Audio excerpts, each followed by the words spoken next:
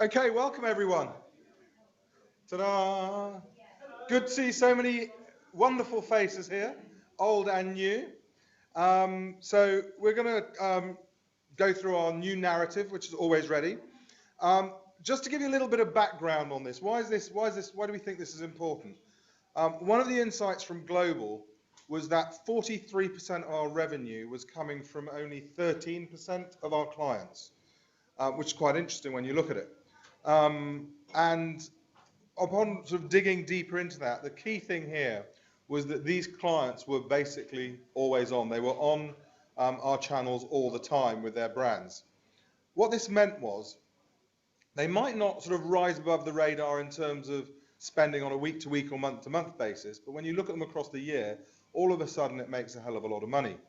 And what really came out of this, therefore, was this concept of having an always-on or an always-ready advertiser. So the global script is called Always On. After much debate locally, everybody here felt that Always Ready was, should we say, differentiated us from performance, but also was more in tune with the branding approach, which is it's about being ready for your consumers when they're ready to talk to you, rather than always shoving something in their face. So always on, always ready felt more right. That said, if you're dealing with an advertiser who is deep down performance and they get deep down performance and they know always on, then you may choose to actually use the term always on. This isn't a, you have to use this term. Why is it particularly relevant for us? Well, one of the big problems we have at the moment is actually ARPA. How do we get our advertiser, the accounts? Hello? Welcome. Good. How do we get the average revenue per account up? And obviously, one of the things we've really run into is we're growing so fast that, if you want to grow 50% year on year, your teams aren't getting 50% bigger year on year. At least if it is, please let me know, because mine certainly hasn't. And so that means we have to increase the amount of money we make on every account and decrease the amount of effort we spend making it. We've got some space at the front here for those of you camping at the back. Comfy seats. Seats. Please come in and sit down. So again, always ready is a great way to moving towards that. Because what it means is once you've got a client bought into it, once you've got someone bought into the principle, it's the gift that keeps on giving. You will continue to reap rewards, and it's a case of, okay, well, look, how do we optimize the next level? What do we do with the next thing? How do we work across all layers of the funnel? So it really gives you something to grow out of, rather than where the majority of the branding world is at the moment, which is a campaign-based mindset. Yeah. So the thing I would really flag this with, just before probably the last thing before we start, is this isn't an instead of a better way to build brands, and it doesn't mean that that you only use this or you only use the other. They're all different tunes on the same theme, so to speak. So the music played with the same chords. You will see that this is about finding the right people, telling better stories, and building stronger relationships, but just more in context of an advertiser who should consider being on all the time. That's the only difference. And it's really down to you how you want to use it. Equally, within this narrative, Selena, has been given the task of trying to write a narrative which works for all cases and all the time. So what you've actually got here is sort of two in one. We talk about different kinds of considerers. So if you are selling fashion, the people in your brand consider fashion all the time. They love it, they will look at stuff and they will look at it all the time. Equally, as you know me with mountain bikes. On the other hand, if you're looking for people who are having a child, that's a transient window of consideration. That's where people go, I'm not having a child, I saw someone smile over there, I am having a child, I'm suddenly really interested, right? So that is a transient window. So if you're buying new mobile phones, having cars, probably at the top of it, having children, that is a slightly different mindset, and you could cut out chunks of this deck, right? You don't have to present the whole deck to everybody. So that's why it feels slightly long. It's about 40 odd slides. Cool? Any questions before I start? Wonderful. Please be kind. I haven't got my next slide coming up because of this lovely system, so I'm going to have to just busk it a bit. I hope it'll go quite smoothly. So, as we were saying, this is really about being ready to talk to your consumers when they're ready to talk to you. And as a brand, in order to grow, the thing you need to do is to win new customers and to keep your old customers. But the key thing that unites all of them is that they're the right people to be talking to. You want to be talking to the people who are going to grow your business. But you've got limited funds. You can't talk to everyone all the time. And the real question is, how can you talk to more of the right people more of the time? How can you make sure that you're putting your arms around those consumers who are going to make the biggest difference to your business and spend as much time with the people who are important to you? So something which we absolutely get, and you as branders would know, is that brands are very good at building these incredibly powerful connections with people. And those connections can last across multiple occasions and for many, many years. And we typically talk about awareness or top of mind awareness. And while we appreciate that this is really important, what's really important is that influencing that moment of consideration. And that's quite an interesting thing from a consumer point of view, because there are many brands that I'm aware of, but unless I'm actually shopping in that category at that point in time, I'm not having to make that crucial choice of what I'm going to buy. And something which we see very frequently is that people will say, oh yeah, and my top three considerations are, 1, 2, and 3, and then they go and buy something completely different. Right? And the reason for that is because in a free-floating state of mind, they will have certain brands which they like, but when it comes down to the crunch and making a decision, the brands which have got the strongest relationships or are able to impart the most information at the right point in time will also have a much, much greater advantage. And so who exactly are these people who are considering? And after much thought, as I mentioned earlier, we've really come across two types of considerers which are worth bearing in mind. And like I say, you don't have to educate your clients to both of these if only one of them is relevant, but you may decide that they are. So what are our two types? Our first type are what we call the constant considerers. And these are people who have an ongoing passion or a need. If I'm a cook, in fact, which I am, I'm a very keen cook, I'll go into a cook store and look for stuff to buy. I don't need stuff. I'm actually actively looking to spend money on cooking stuff. And that's fantastic because I'm trying to follow my passion. So if you can talk to me, then you're going to win. Equally, you have people who we've called transient considerers, and there's a bottle of champagne for anyone who can come up with a better name than transient, especially one that works in different languages. But these are people whose need is sort of intermittent or occasional or one-off. And a great example of that might be someone who's buying a car. You buy a new car every 5 years. It doesn't mean I'm really interested in cars all year round. In fact, most people who drive cars are in fact not petrol heads. It would not surprise you to understand. So how do I dial up my brand values against these people as they warm up to my category? So if you think about it, in categories where consideration is constant, in the UK, let's look at some of those numbers. If you're looking at colouring your hair at home, it's 10 million people. Equally, if you say you're fashion conscious, or you play sports regularly, or actually you just like to snack on chocolate bars, all of these numbers are far, far away from what would be described as all adults or a total population, right? So if these are the people who are important to me, and they're in category all the time, if I'm a chocolate bar fanatic, and to look at me, you might think I am, right? I'm in category all the time. So how do you talk to me all the time rather than to everyone in the country twice a year? Because those are the people who are going to be driving your profit. But what's also important about these people is it's not that they're just in category and driving your profit, but they're also the way they live is not flighted. If you talk in a flighted way, but they don't live in a flighted world, you're actually out of sync with the way they're living. They're constantly in stores. They're constantly going into the corner shop to look for chocolate. They're constantly being exposed to your competitors' advertising. And so those exposures, while you're not talking to them, are actually detrimental to your brand's health.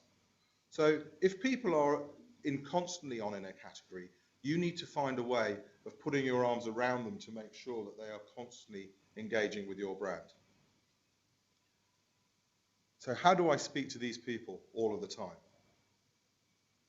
Equally, let's look at the other type of considerer, the transient considerers. So these are people who are buying cars, maybe moving house, maybe having a baby. Now, all these people, these are life events which happen very irregularly, right? I've bought 3 houses in my life, and I'm not buying another one. I've said absolutely no more. But cumulatively, these events happen every day, right? So while I may only do it 3 times in my life, there are enough people in the country to mean at any given point in time, there are a whole load of people moving house, there are a whole load of people expecting a baby, and there are a whole load of people who are thinking of buying a car. They're just different people at any point in time. But cumulatively, they add up to give you this constant stream of potential considerers, potential customers for your brand.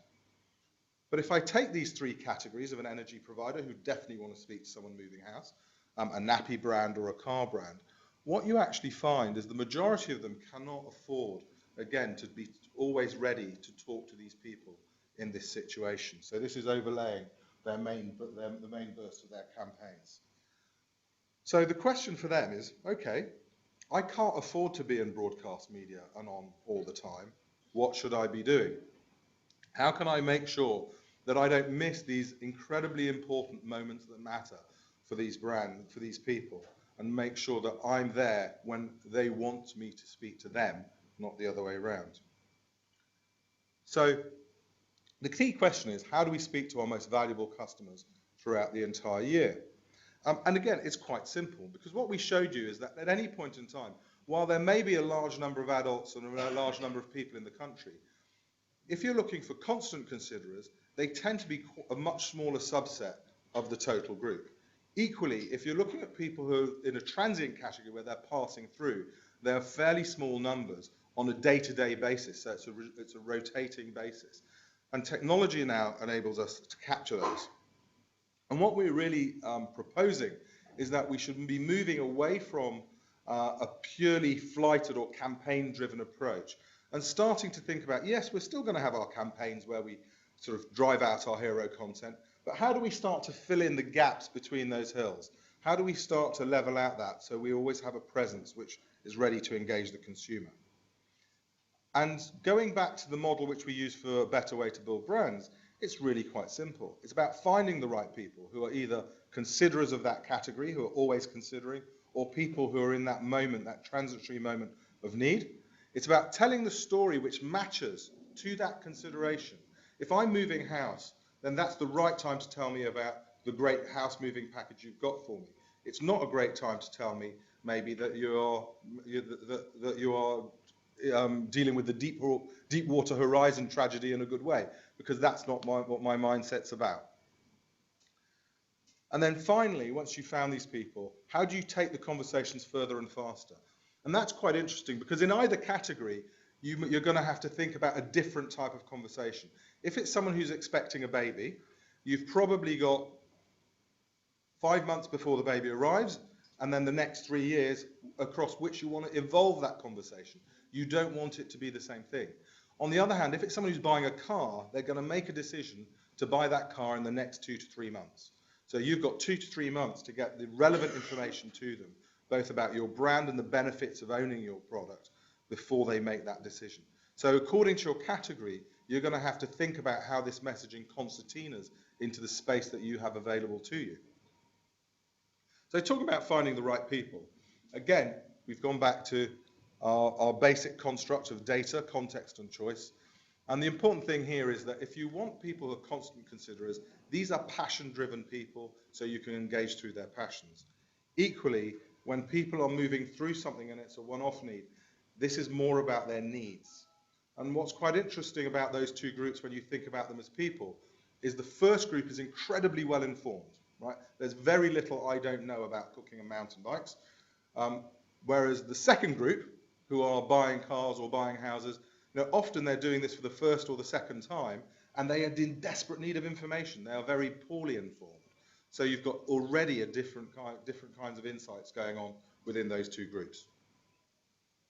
So obviously using data, we can use our own data. So people who've been to sites and apps, we can use Google data, in particular videos watched or sites visited, but the interest category groups that we have are actually fantastic. And I'm quite surprised how little advertisers seem to know about them and how little advertisers use them. I was speaking to IKEA recently. I said, oh yeah, we can find you people who are, home DIY kitchen interest. What? Can you? How do you do that? It's all there. Often clients don't know it's available to them. And obviously third-party data as well. But one of the things that's really coming to the fore, which I also think is quite interesting, is this idea of using the data from people, from the first round of people you've got to find more. So lookalike audiences have been around for a while, but the fact that you can say, right, I'm going to go out and try and recruit people who are specifically going through X, Y, and Z, and then duplicate off them, I think is a really strong proposition when you're talking to people about building up a base of people with whom they can have a consistent conversation. Context is also incredibly powerful. It's something which is unique to us as well. We do context better than anyone else. The content on YouTube gives us amazing context, and equally, the Google algorithms actually predict context so much better than many of the other algorithms out there. And context is just an incredibly powerful way of identifying people. The key reason being that, as I've said before, it leaves out all those distracting signals which would make you think, using demo, oh, well, you're a woman, 25 to 45, well, that's great. Do you dye your hair at home? The chances are not, right? So the demo targeting will let you down, whereas if someone is watching a video for best way to do highlights at home, you absolutely know that they're going to dye their hair at home. So you can find people through context so much better.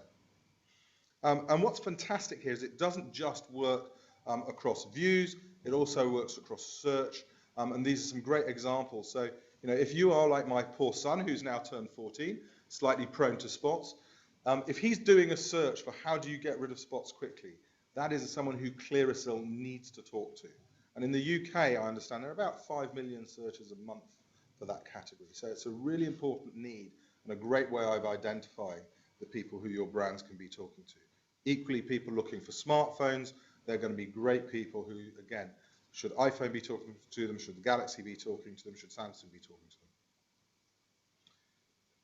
But again, we can also connect around shared passions.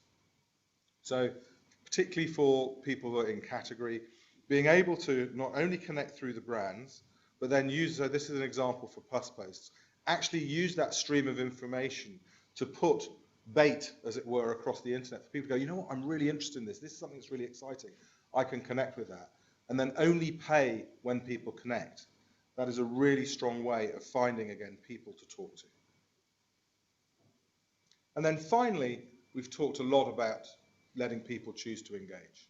So TrueView, engagement ads, so all of our formats where the client does not pay until the consumer engages is a wonderful way of actually going out, and I explain it as asking the question, are you interested in X?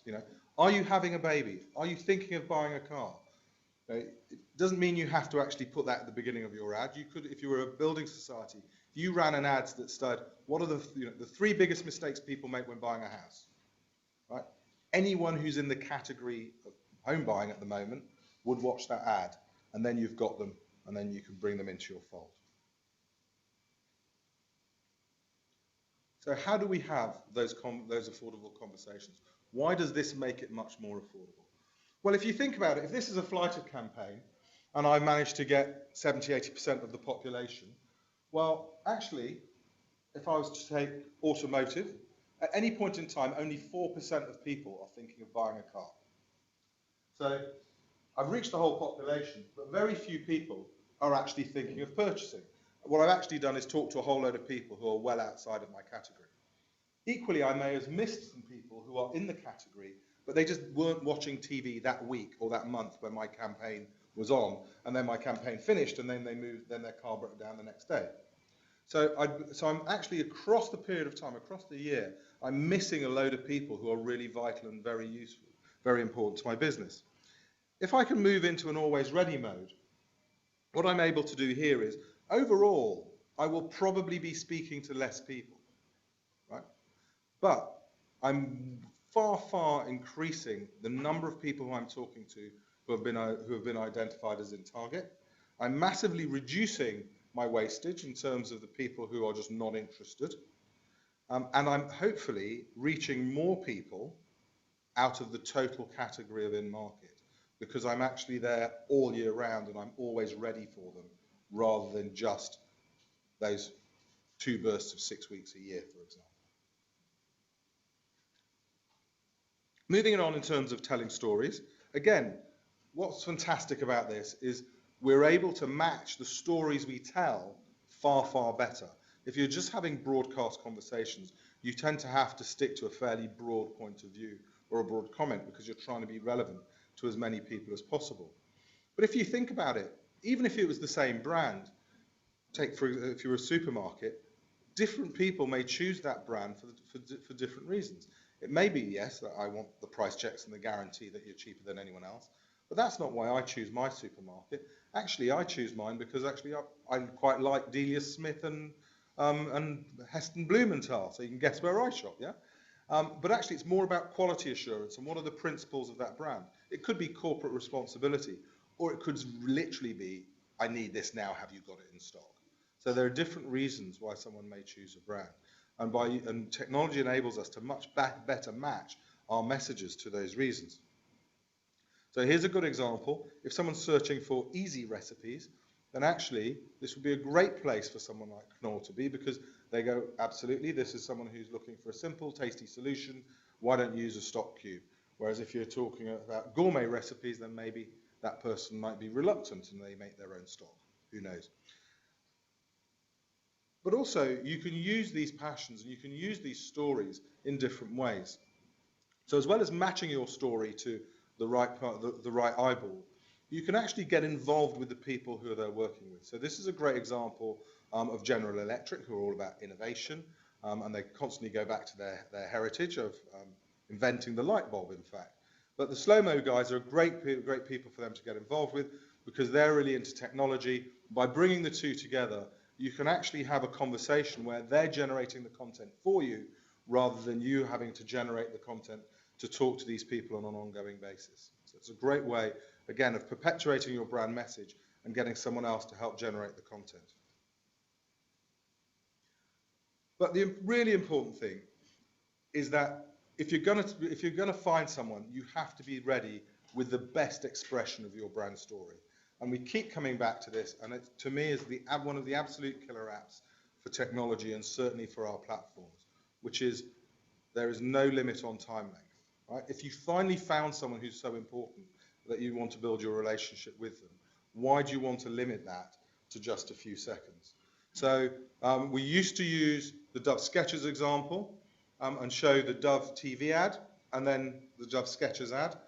You'll be pleased to hear that, so that was P&G. Unilever, not wanting to be outdone, have now gone and done the same thing. Or have I got them the wrong way around? Wrong way around, thank you very much. I saw Derek going, oh no. Is that right? So P&G, sorry, yes, it says P&G on the board.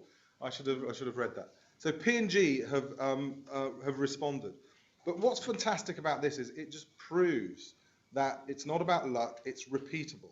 And what you are able to do is create fantastic creative with qualities that resonate with brands in them. It's not just about being funny, it's not just about telling a joke. If you want to talk about trust and relationships, you can do that too, and you can do it in a really compelling way, provided you have the time to do it. So you're just going to have to wait a second for those of you abroad. I'm going to break this. So these are the two ads which P&G ran for the Sochi Olympics. The first one is the TV version, and the second one is not going to work. Is the YouTube version.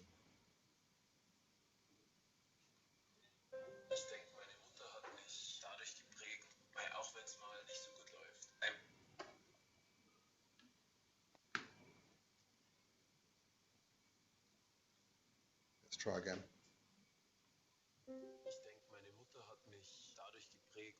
Auch wenn es mal nicht so gut läuft, einfach auf meinen Füßen zu bleiben. Das war ja auch für ihn wichtig, solche Tiefschläge zu haben. Denn auch wenn man hinfällt, das Aufstehen ist das Wichtige. Ich glaube schon, dass meine Mama stolz auf mich ist, aber jetzt nicht auf das Sportliche bezogen, sondern dass ich so geworden bin, wie ich bin. P&G, wir unterstützen alle Mütter. Jetzt gratis Beautybox beim Kauf von P&G-Produkten im Wert von 15 €. Great, so making sure we're not being UK-centric, I've used one from our international cousins there. The important thing is you can go on. Yay! Yeah. Spitzenklasse! Yeah, excellent. So what's important is you can find those ads in every language in the world on YouTube. But those are the TV ads. They're pretty self-explanatory. And then this is the YouTube one.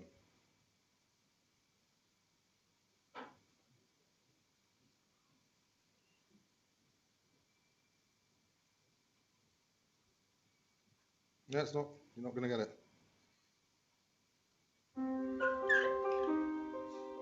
Давай, пошли. Ой, осторожней. Oh, bin ein. Nochmal, Schätzchen.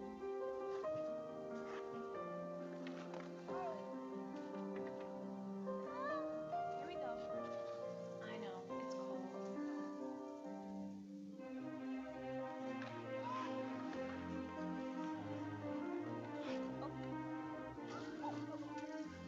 Nice shot, buddy.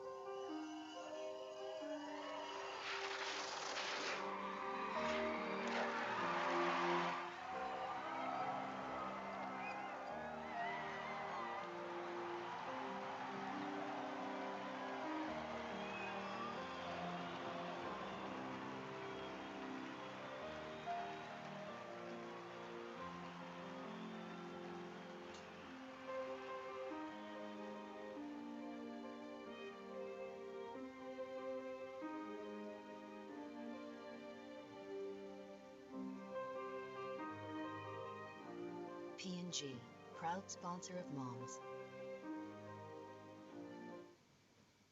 Great. So technology rendering a wonderful ad into a collage of still photographs with the soundtrack. It looked better here.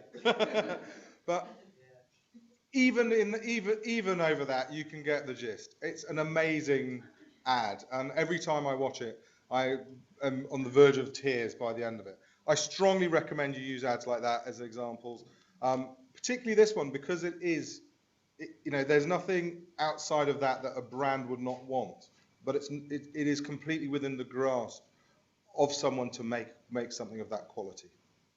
So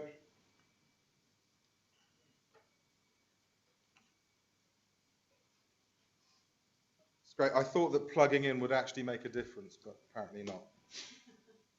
So we have the best way of telling we are able to tell better stories, and we're able to tell those to the right people in the right way. But again, what's really important here is there's a fundamentally different way in which an always-on campaign will perform versus a flighted campaign. One of the interesting things about buying broadcast is while you may get 80% reach at 3 OTS, those are just averages. So what you invariably have is you have someone who's seen the ad once, and you've got some poor bastard who's seen the ad 90 times. And in fact, what you see is a heavy upweight. If you're a heavy TV viewer, which tends to mean you earn less money and you're older, you will see the ad more. And the light TV viewers will see the ad maybe once or twice. What we're able to do in a flighted campaign is actually develop a structured and consistent presence where we say, yes, we want to speak to these people, and we would like to speak to them twice a month, every month for the whole year. Right? So we can set the parameters of the campaign, and we can do our best to try and achieve those in a much more controlled way. So not only are we reaching the right people, we're not overkilling on anybody. And then the final part of this is about taking that forward and then building the stronger relationships. Because as we said earlier, depending on people's needs, they're going to be in market, and your window of opportunity with them is going to vary. And the way we were talking about this, we were talking about building relationships. We went, it's very much like dating, right? And we've talked about how once you can recognize someone and you've got their identity and you can use cookies to remarket to them, you're able to present yourself in the best possible way. So we thought we'd try and show it to you in a slightly more cheery manner. And so meet Tom and Ella. They're great friends. Tom, who looks surprisingly like Martin, um, but Tom has a crush on Ella, and they spend a lot of time together, and they've learnt a lot about each other. Because Tom knows that Ella likes to walk on the beach in the evenings, what he's able to do is he's able to engineer the perfect encounter. Right? He knows she's going to be there, so he can go be at the beach, he can present himself in his best possible self and be there with the right message at the right time to make an impact. And that's a really useful analogy, I feel, because that's exactly what identity technology allows us to do. If we can identify someone, we know who they are, and the moment they turn up somewhere on the internet, we're able to say, we know who they are, this is what they're interested in, here's the information, which will be just right for you, which will make you fall in love with my brand. So we can engineer the perfect encounters between our brand and the consumers we seek to entice. And that's really important, because if we were to take all these different people, I might be a car brand, and I've got the very suave lady, I've got the bloke who's got a family, you've got someone who cares about the environment, and then at the end you've got a Googler. The question is, what should I say to each of these people? Do I really only have one message that is relevant to all of them? And that's not true, because not a car brand, a supermarket brand, sorry. The lady at the end, she may be into gourmet recipes. Someone who's got a family, they're going to be concerned about price guarantees and value for money. Equally, if you're into the environment, then that's going to be about recycling and corporate responsibility and CSR, all of those things which supermarkets, a lot of people do so much in all of these areas, and then the information sits buried in a website, and you can help them dig that out and transmit it. And equally, our Googler who has no food in his fridge at home, except a bottle of vodka and a bottle of possibly champagne, maybe you can encourage them to put a ready meal next to that as well for when they're not able to raid the fridge upstairs before they go home. So different people, not only can you organize the perfect encounter in terms of the place, but also in terms of the message in order to convert the person to be your customer. But it's not just that you can give them the right message. You can then tell your story sequentially. And this is where an always ready approach and a digital approach absolutely wins over a broadcast approach.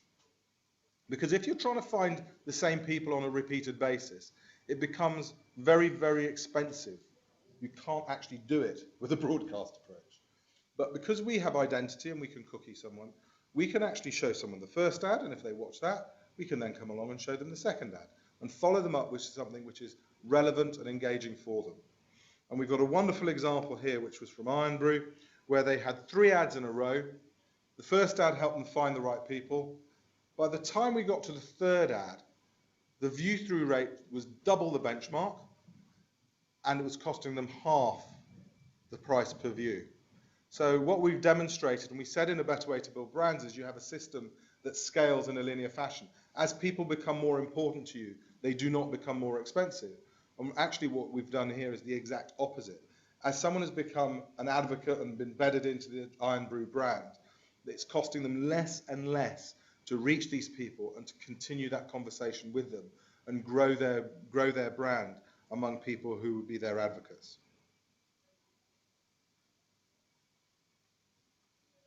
So if your client has specifically a performance background or are very interested in this kind of thing, you can present this slide. And this is really about saying, well, when you have a traditional approach, you go on air, you launch your campaign, off it goes, but there's very little you can do about it. What you're able to do with an always ready approach is actually optimize that and refine and iterate as you go along. And we're seeing that now where clients either start off with 1 or 2 ads, or they start with an ad and they will edit it or change the end frames as they go along to improve the impact as they move through. So I just want to leave you with some final thoughts. And the key one is this. People are considering your brands and your products and your categories all year round. Right? It doesn't matter whether they are consistent considerers because they're interested in the category and it's something that they always want to be engaged in, or whether they're just passing through. They have a moment of need and they pass through your category for a period of time and then leave again. But on every day of every month of the year, there are people who are looking to engage in brands in your category and with your brands. Your business itself operates all year round as well, and the shops are open all year round. Now your communications can match that, and your communications can be ready to engage with consumers all year as well. Thank you very much.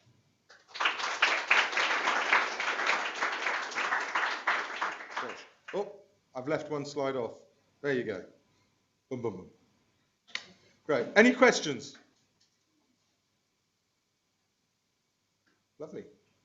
Yes. Are we asking brands, so for example, Mars Yes. are obsessed with reach, so they put up their models. I would love half an hour in a room with Mars. Done.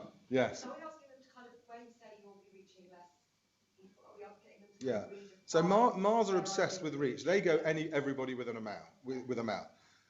How many people here have eaten a Mars bar in the last week? Right. Hey, Jan. One, right? So of a room roughly of, call it 100 people, one person's.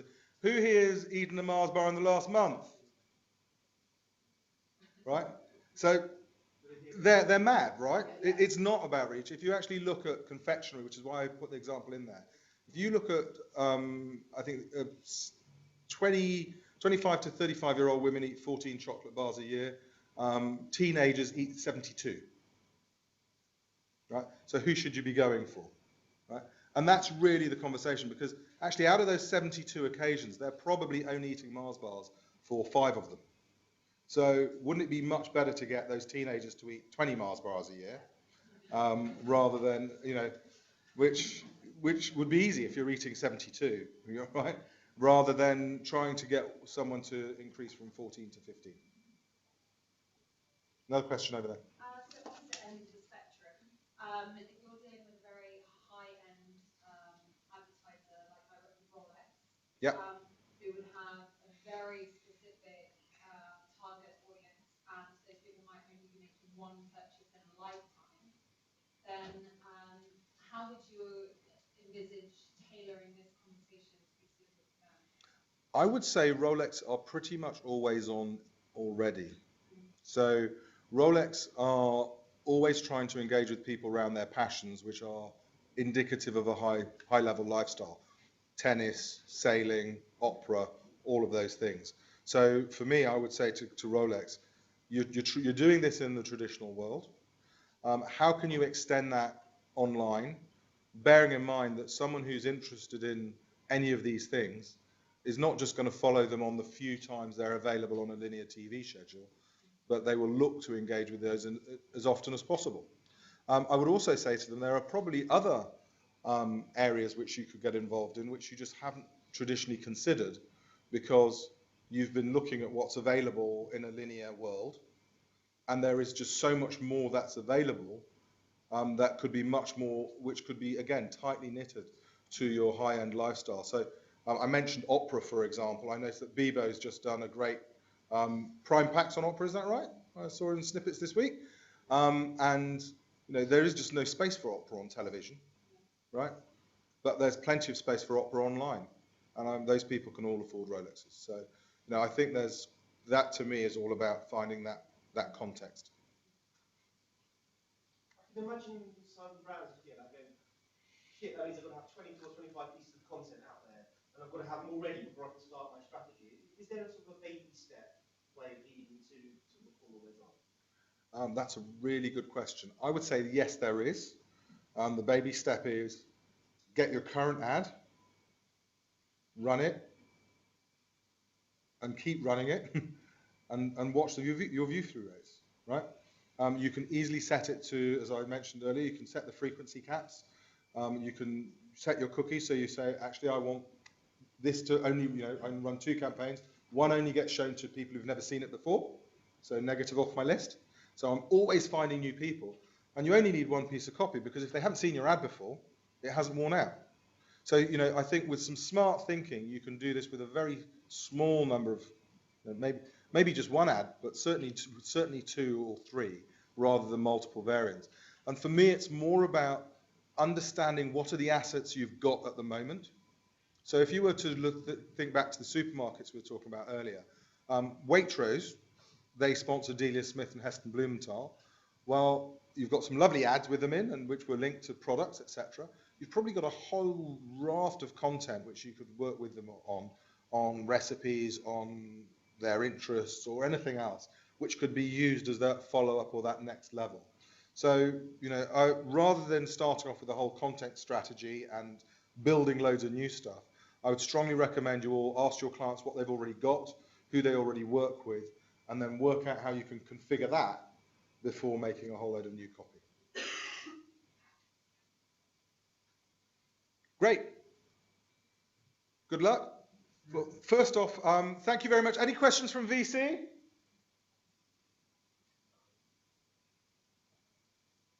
That was the shake from Dirk. No? Anything from the Netherlands?